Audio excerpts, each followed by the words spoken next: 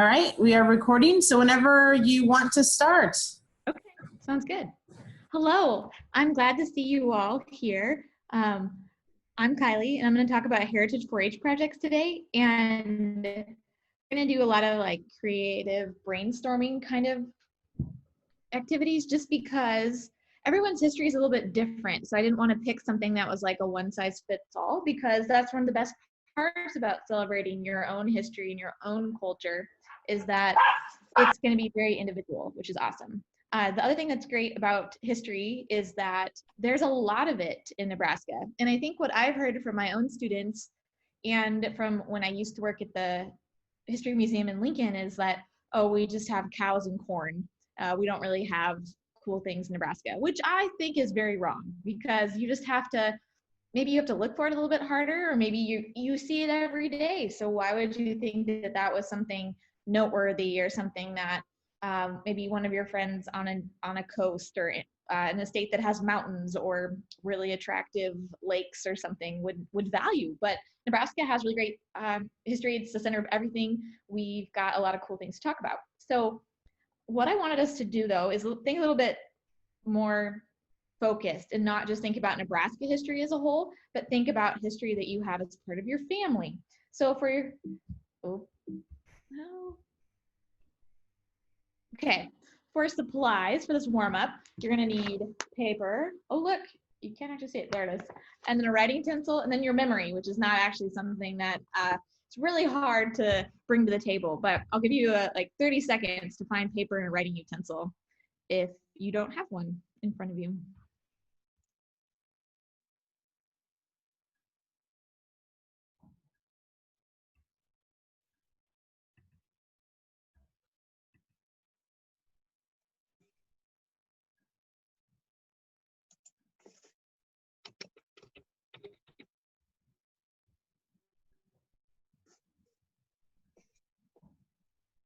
Okay, are we ready? Yes? Okay, sounds good.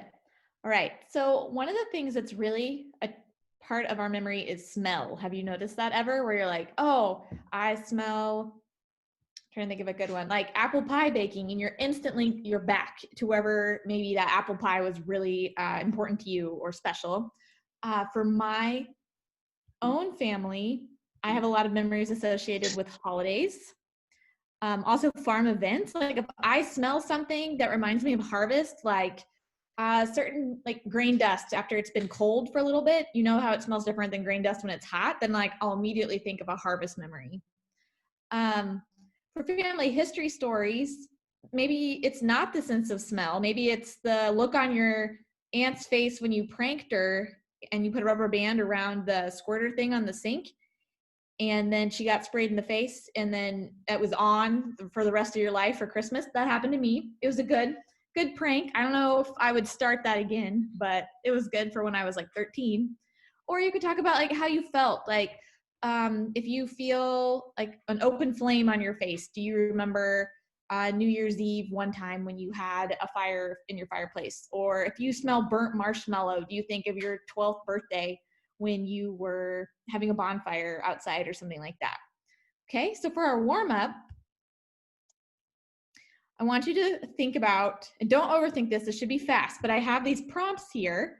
And so on your piece of paper, there's just 5 of them, but I thought that would be a really good foundation for us to start with as we move into more specific projects. But this is kind of like word association. So the first thing that you think of, what's your favorite Christmas taste? First thing that you think of, what's your favorite harvest touch? Do you like feeling soybean pods and how they're kind of like prickly and fuzzy at the same time between your fingers? Favorite planting site. So I like it when the fields get all fuzzy and green and you know that everything is growing. That's kind of fun. Favorite branding sound.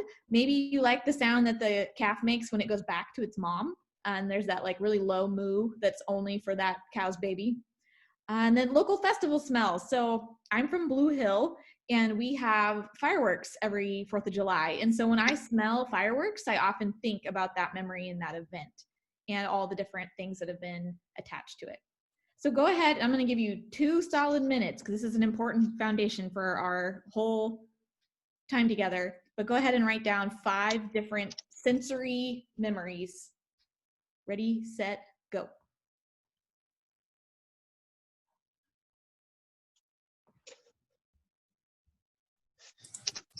Kylie, can you go over the branding sound again? I think I missed that one. Yep. So branding sound is if you've ever worked with cattle, or maybe if you haven't, this would be a little bit harder, but maybe anything to do with another family tradition that you have that has to do with working outside.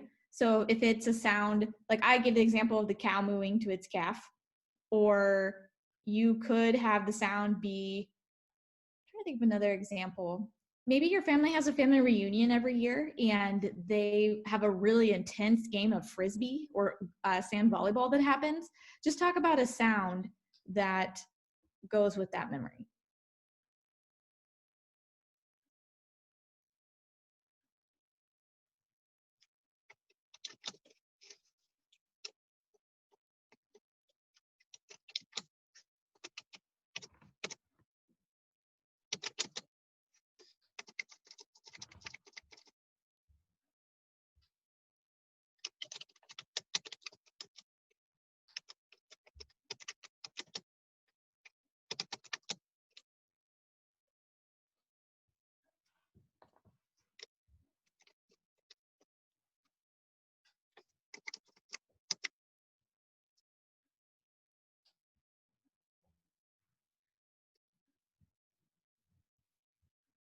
Okay, go ahead and take one more minute.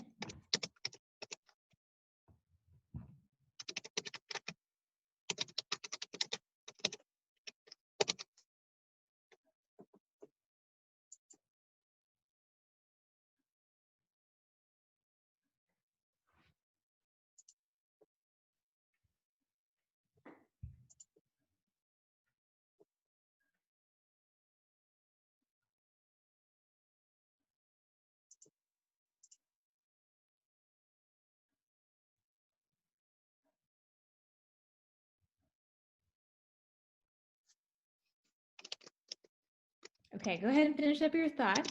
And then I'm curious what you wrote, because it's going to help me help point you in the direction of some resources that you can use and how to write your story, if it'd be better told as a scrapbook or as more of a written report. So is anybody brave enough to go first and to share what they wrote down? Maybe as your, we can do the first one. Does anybody have a really good Christmas taste that they want to share?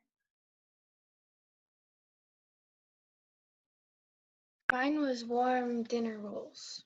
Warm dinner rolls. That's great. How did they taste? Well, I always put butter on mine so the butter melts, so they taste buttery and soft and fluffy. Great. Yeah, that's a really good example. Nice work.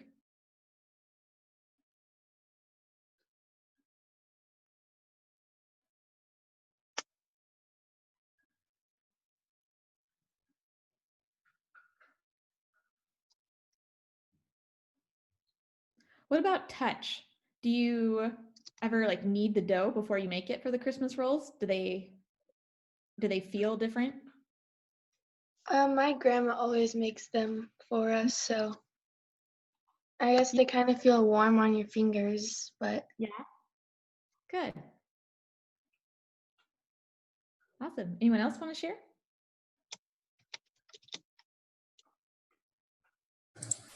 I had apple cider. I love the taste of apple cider at Christmas. Yeah, that's good. Do you make it homemade or how do you make it? I don't know. I just always hog it all at every Christmas party I'm at. That's I stock up. You stock up. All right. Yeah. Good deal. Yeah, it just kind of is the drink for like when it's cold outside. It just warms you up. Good. Definitely. Very good. Okay. So we're going to move on to thinking about like, these are so random. How could I make this into a 4-H project? And that sounds like a lot of work to like expand one sensory detail into a story, but it can be done. Click. Okay. So our plan for today is we're going to choose some promising stories. Maybe that activity did nothing for you and you're like, no, I don't want to talk about how I'm trying to think of a good example, how corn feels when you run it through your hands. Like that's not my style. That's fine. We'll keep doing some brainstorming activities. We're also going to talk about how to research your idea. So maybe you've always been curious, like, why do we live on this place that we do? Or when did my family move to my community? And you're like, well, where would I even start if my parents are like, they don't know the details, then, or maybe my grandparents or aunt and uncles don't have that kind of background. Do I not get to tell that story? And so we'll talk about ways you can find background information. And then we're going to make a plan so that while this is not going to be finished by the time we finish this workshop, I want you to have a concrete steps where you can just kind of move through it and you'll know, like, okay, I have no idea how this step is going to work. Then you can know, hey, that's going to take me a little bit longer. Because one thing, like, if your expectations are already set of what parts are going to be hard, one, you're going to already have your procedure draft done. And that's something that's important when you submit this project, is that you have to talk about how did you do this and what was your process. But you're also going to have a guide so that you don't get discouraged and get stuck and then not finish the project. Questions so far? Nope. All right. Okay, so we're going to articulate some promising stories first. There's a lot of different options for the Heritage Project, and I don't mean to list this to intimidate you, but to show that maybe if thinking about history makes you bored already, like, I know people don't like history, but maybe you've only ever talked about military history, or you've only ever talked about the history of a place that didn't intrigue you, but this is your place in your family, and that just makes it so much more vivid for you. And so there's lots of different ways you can express your creativity with this project. Okay, I also wanted to check out the score sheet, because I think that's a good way to ground, like, what are we looking for? And it's kind of, sometimes it's not great to only have like a grid in mind, like I have to check all these boxes, because these are very creative stories, but it's also going to help guide us. I don't think it's going to work. Hold on. It's going to help guide us to have a really good foundation. Where did I see it?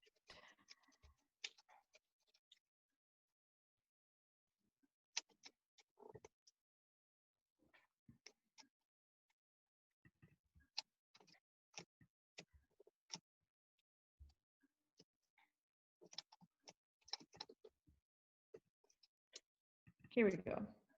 Okay.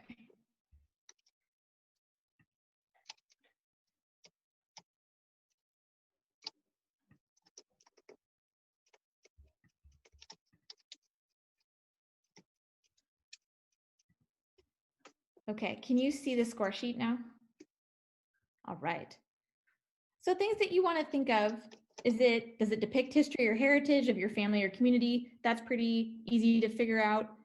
You want to have names, dates, places, and facts. So you want a lot of detail. And I helped judge this category at State Fair last year, and the thing that set apart the really strong exhibits was the amount of detail. And you want to show the reader and not just tell them, like, my grandma was born on this day and died on this day. You want to have her life, right? Like, those are important facts, but you also want to have the in-between. So yeah, complete and factual. If you see, the factual shows up a lot.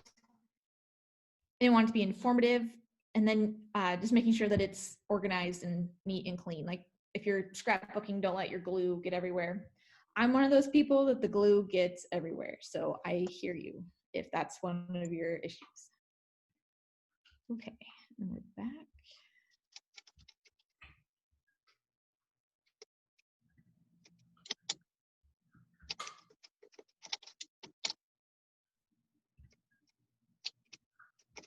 Okay, do we see my PowerPoint again? Yes, good deal. Okay.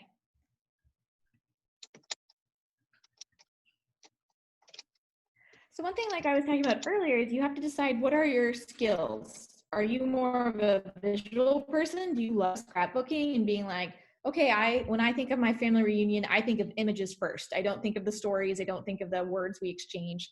So maybe a scrapbook would be a better fit for what the stories that you have to tell. The other thing is the best way to showcase them. So if you have an awesome family heirloom, it probably would be better to just have the heirloom and not write a story about it. So you have to think about your materials and then what you would really enjoy talking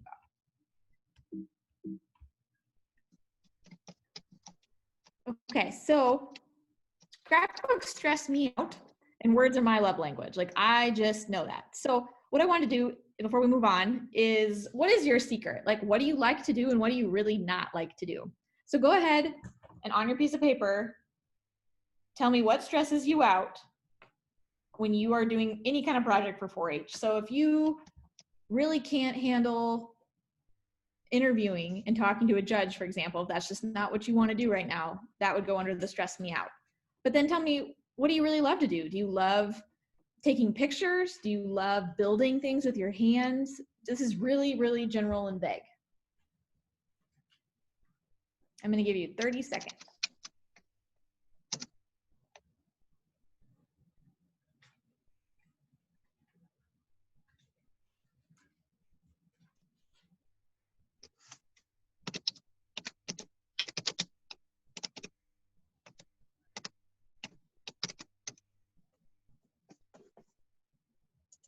Okay, go ahead and finish up your thought. So what are our strengths in this group? Like what stresses you out and what are you really excited about doing? I'm really excited to make another barn quilt this year. Ah, I've awesome. made one the past 2 years and I really enjoyed it. Do you like visual things? Is that what that means? I think so, but then like photography, I like doing photography, but the category, like I never know which category to put it in, and sometimes the judging, how they judge it, didn't make sense to me when I started. So then I didn't like prepare for that when I entered my project. Sure, that makes a lot of sense. Good. Alyssa, what are you most looking forward to?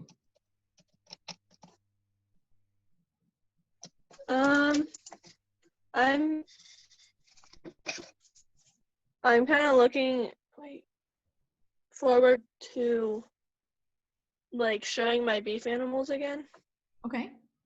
So do you like things that are more hands-on? Yeah. Yeah, okay, good. This is all good to know. Okay, so now we're going to talk about some research resources. And these are not like the only things that you can use, but it's going to help you with that factual information that's so important when these are getting judged. So when we can go to places in person again, you can go to local museums, county historical societies. They have really good local information, and they might even have ways to connect you with people who are actually there. Like if you had a historical event that happened in your place, then you could maybe build your network to find people. There's also a History Nebraska website, and this, is it gonna go? Can you see the website or is it still the PowerPoint? You're good? Okay. So if you click on collections, you can search the collections. And they have awesome photographs in History Nebraska. So maybe if you just want to check out and see if your family has any photos in their collections, that's a good place to start. So for example, maybe I just want to put, I live in Nuckolls County. So if I put Nuckolls in the description and I hit search, yeah, so they've got, if you're interested in law enforcement, you could do a little bit more research about patches that the sheriff's office had. Here's a quilt, some old maps if you're into maps. My computer is being very slow. Usually you can. So here's Nebraska City. And I think it's because the guy that they named Nuckolls County after also was involved with Nebraska City. So this one's not so good. It's not actually in Nuckolls County. So that it can kind of be confusing. My favorite thing to do though, if you're just looking for a story to tell, is you click on random images and it just pulls random images from the collections. So you can click on this dress, for example, which is super cool. View catalog record. What do we think it is? Do we think, it doesn't really say. So yeah, a lot of times these stories haven't been told yet. And so this is not something related maybe to your family heritage, but it's definitely to I think you could stretch and call Nebraska your community. So you could even do research on a piece that maybe no one has cared enough about to do research. I also wanted to show you, okay, can you see the bomber jacket now on the screen? Okay. So these are some other ones that I spent some time yesterday just looking for really good stories out of the random images search. And so this one was worn by a woman who was in the Army Nurse Corps, because this is Nurse Appreciation Week, right? And so I thought that would be a really good story to tell, even if you're not related to this person. If you like puppets, they've got you covered. This one, if you're more into like creepy things, this one definitely falls into that category. Or it's also talking about like the process of an artist. And so this is a sketch that John Falter used before, finishing more complete works. I also found some about 4-H. So here's a bookmark from the 90s, if this is something that would be useful or interesting to you.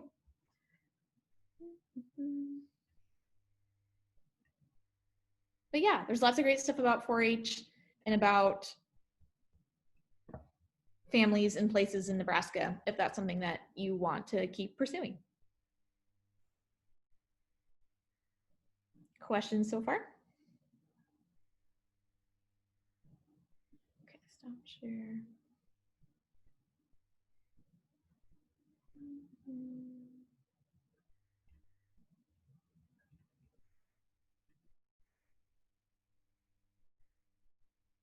Okay, there's also ways you can read documents, newspapers, school yearbooks, things like that, just to help you have more facts for your project. Okay, are we ready to write a plan? Do we want some more examples? Let's look at examples. I think that would be helpful. Yes. Yeah. Okay. So as we're going through examples, I want you to think all the time, why? Why should someone know this story? Why would someone outside my family need to know about my family's history? And so why does the story need to be told? How can you get the information? And then why do you care? Because if you don't care and you're already bored by this story, your reader is going to get kind of bored too. Okay, so one thing that you could do is a family recipe, and we talked about this a little bit. You could do the recipe for the rolls. So I give some examples. This is my grandma Kinley. I think she was a teenager. Sometimes people say I look like her, and I tried to do my hair so I would look like her today, but she's better at doing her hair than I am at matching her hair. So so one thing that you could do is you could do a recipe. You could have a photo of the finished food, photo of your grandma, and then kind of explain. I call them scotcheroo memories because that would be the recipe that I would choose, because that was what she made for every special event when I was growing up. Okay, you can also write a story or an illustration. And I did this in kind of an unconventional way because when I was growing up, I really thought that Hastings, Nebraska was the most boring town in the history of the universe, which is not true, right? Because they had just this vibrant history of the Naval Ammunition Depot. They had a lot of stuff going on in the 1920s. It was very much a frontier town in the late 1890s. And so I looked up details about Louise Vinciquerra, and one of the things that really made the story come alive to me is when I found her signature, which is what I included on here. And so that's the kind of detail and the kind of showing versus telling. Like, I could talk about her personality all I wanted to when I wrote this story, or I could show her personality through her signature. So that's what's important when you're doing history, is to find, like, I remember another example from a book about the first Native American physician who is from Nebraska. And the author, I interviewed him for another project, and he talked about, he went and looked up what trees were growing at her graduation ceremony. because that was documented, because that's the college had like an arboretum, and so he would know. So when he wrote about it, he talked about the trees that she was sitting under when she was getting her diploma, and the amount of work that took was a lot, but it just built the scene so well. So I encourage you to find as many specific details as possible. You don't have to look up what trees were growing at a certain place in the 1800s, but that's just an idea. You can also do a book review. If you have read the best book ever about local Nebraska history, that's a whole project, and you can just talk about it. Or if you did it for a school assignment and you want to kind of like ease into the heritage project, you can then adapt it for 4-H, which is a good route to go as well. You can choose pioneers or frontier history. That's what Nebraska is known for. But Nebraska also has warriors and astronauts, inventors, people who started global aviation. Charles Lindbergh learned how to fly in Lincoln, for example. We also have flying pigs, believe it or not. And so I kind of wanted to show you this story because Nebraska always has unexpected history. And not what I wanted. Go.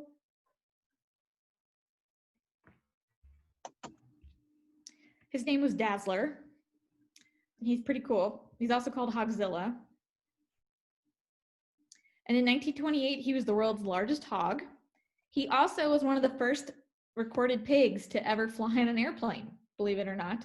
And so I doubt anyone ever talks about this story when they're talking about Nebraska history. But when you're writing your own Nebraska history stories or your own family stories, find your Dazzler, whether that is an actual giant pig that, you know, played a big part in your family's history, or if it's more of a metaphor of a really interesting fact that's going to make your story memorable. I like the headline is Nebraska grows in big, but look how tall this pig is. That's just wild to me. So yeah, find your Dazzler moment. That's kind of what I want you to take away from this. Okay, there's also ways if you're more interested in something that's maybe loosely based on historical fact. Maybe you're like, I have some of the story, but I don't have all of the story. There's also the Seeing Eye to Eye projects. You can talk about cultural fine arts, name art, talk about the history of your name, family history. You could also do a biography of someone, write a poem, create a play script.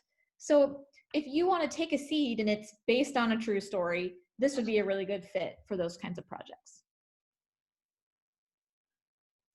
Do either of you know the history of your name? Have you ever heard family stories about that?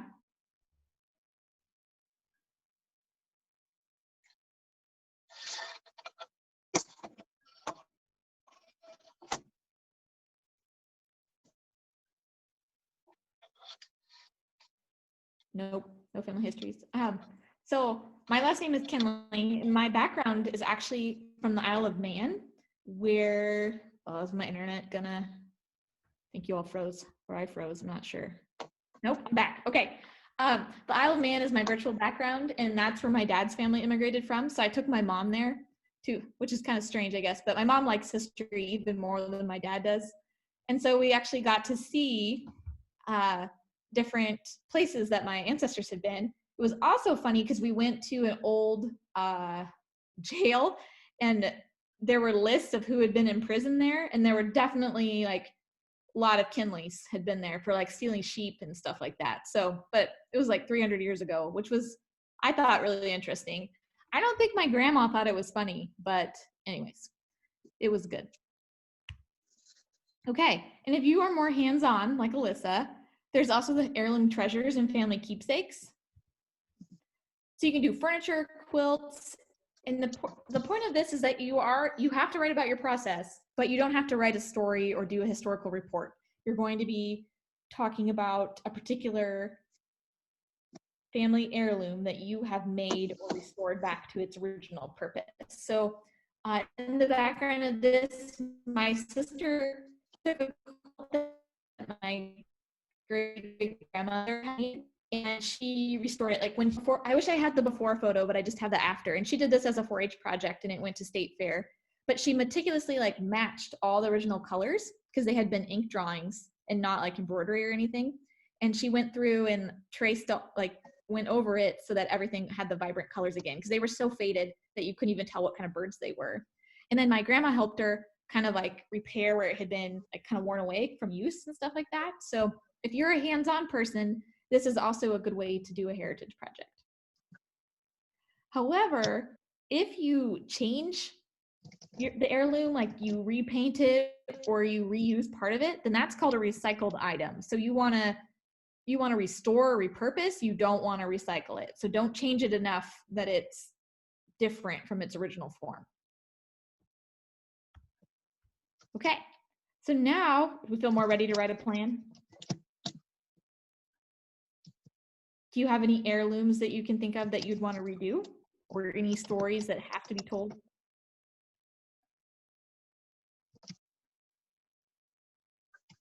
Last year, I redid my great grandma's vanity. Nice. I restained it and all of that, and I replaced the cushion on the seat. And that vanity had actually been made by my great grandpa. That's so cool. You could teach me this workshop, because I'm not a hands-on type. I'm a storyteller, so that's awesome. Do you still use it? Yeah, it's in my room. I use it every day. That's very cool. How did you decide what material to use to reupholster it? For the only material I needed to use was over the cushion on the bench, and I just picked one that matched my room. Oh, okay. And I just stained it a little bit darker Mhm. and put a finish on it so that it would last longer. Nice. What did you write in your process paper? Do you have memories attached to that, or where had it been before you rescued it? It had been in my great grandparents' bedroom, and my great grandma and great grandpa had moved into like a little apartment and like assisted living, so they didn't have room for it anymore. And none of the rest of my family really seemed interested in it, so I got it. You got it. Nice. And you took good care of it. Yeah. Good. That's great. Alyssa, do you have any family heirlooms or anything you want to work on?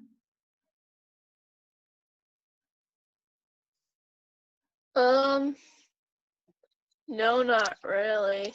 No. Do you The have any only bachelor's of really thing that I could think of would be no, not really.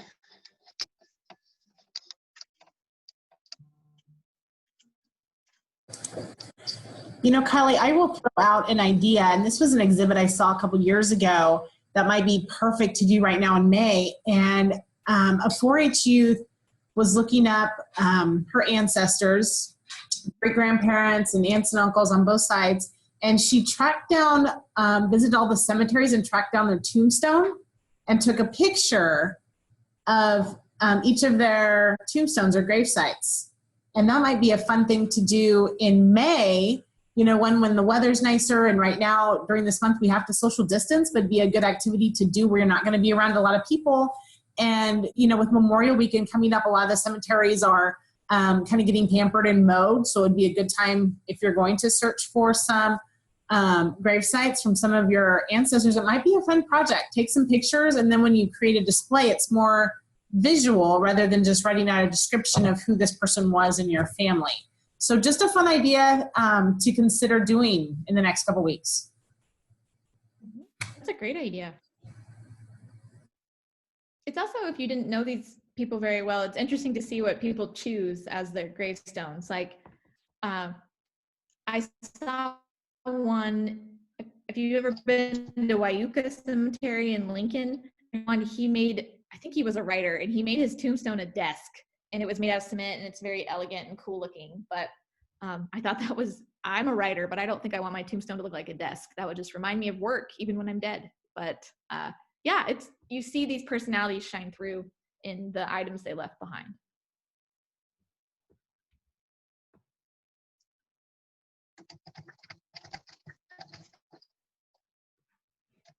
Alyssa, has your family always loved horses? Could you do something around that? and like kind of do a family tree of all the horses that you guys have owned? Well, That have been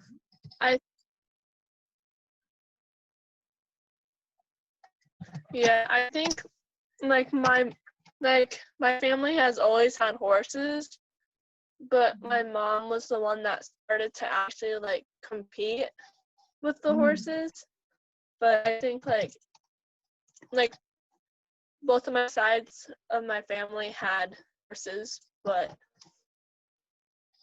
so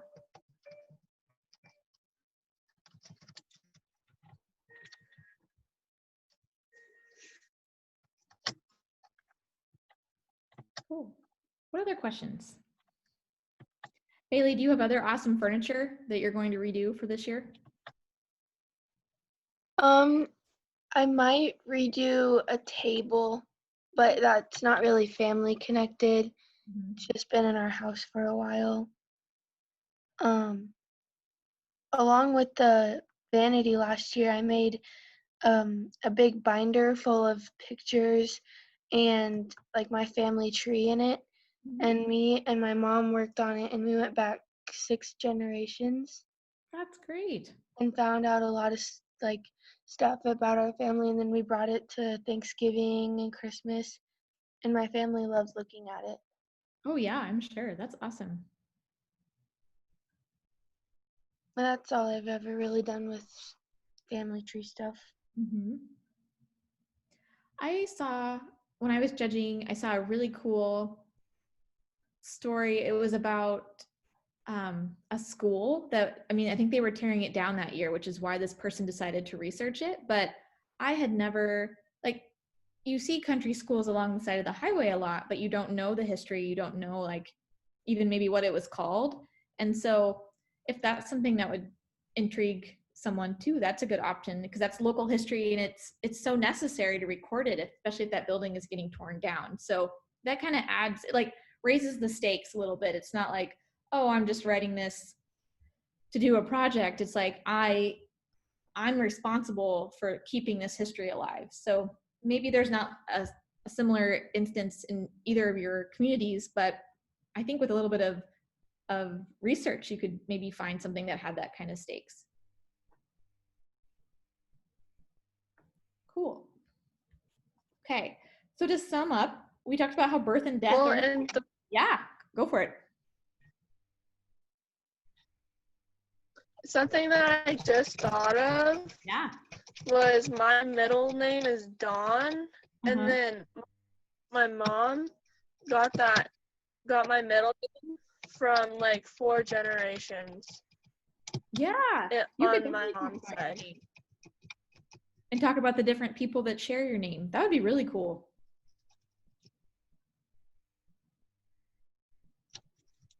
And so you could do a scrapbook, or you could enter under the name art and make the name art's a little bit more creative and less like factual, it feels like to me, but you could do 2 different projects if you wanted to. That's a great idea.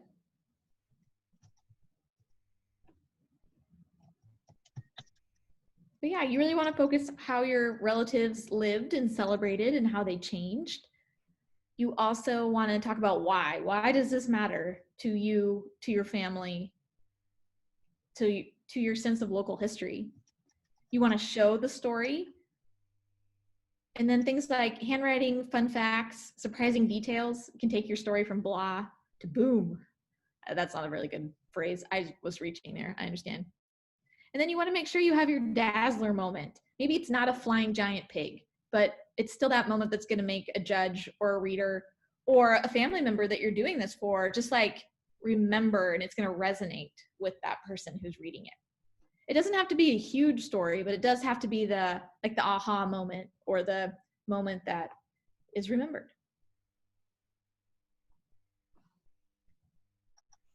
That is into my slideshow, and I'm curious, what other questions do you have, or do you have ideas that you want to share with the group?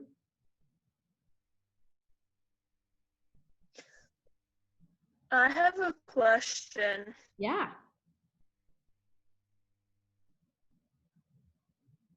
So do you think that I could do my grandma that died last year? Yeah, you could write a biography about her. You could do the recipe focus. Here, let me go back.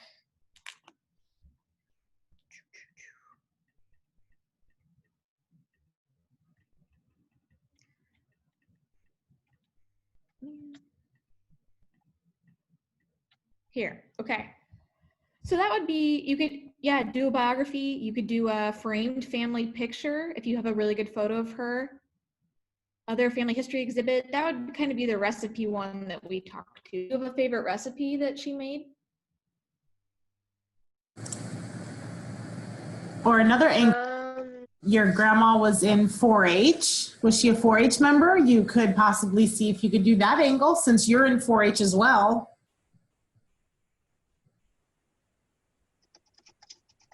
Yeah.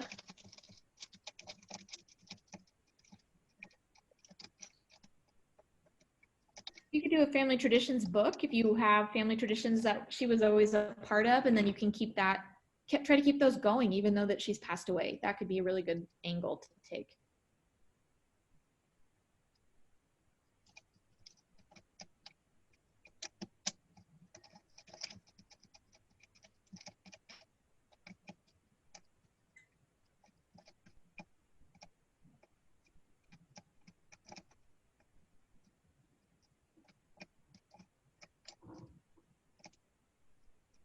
What other questions do we have?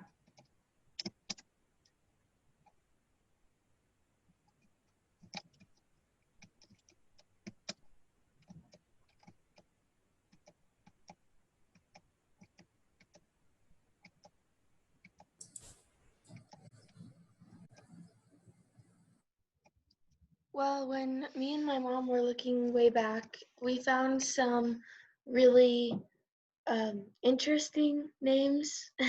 Oh, And yeah. so, is there any projects that are available where you can like look up history of those names and stuff like that? Because there's a lot of really weird ones. For your family? Yeah. Yeah. For that one, I almost think you could do, is it a family tradition to name your weird name? No, I'm kidding.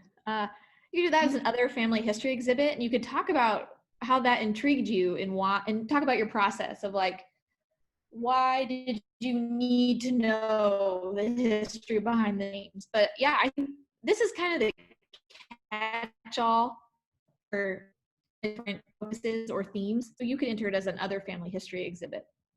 That's a good idea.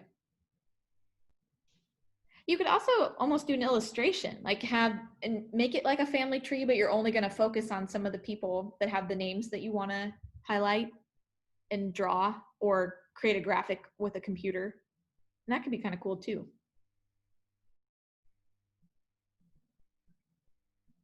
Those are good ideas.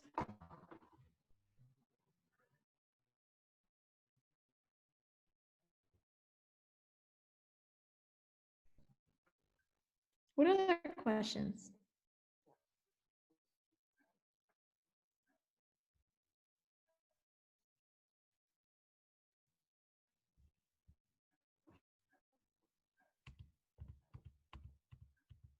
If you have other questions, I'm Kylie. I'm glad to help brainstorm. Or if you get stuck and you're like, I can't find information. This is something that I really like doing, and I could at least try to connect you with people at the Historical Society. Even though they are closed, they are still doing research, and they're still looking up information for patrons, because that's one of the services that they have. Like, they have a reading room, and they have archivists who are looking up information for people that can't make it to Lincoln. So those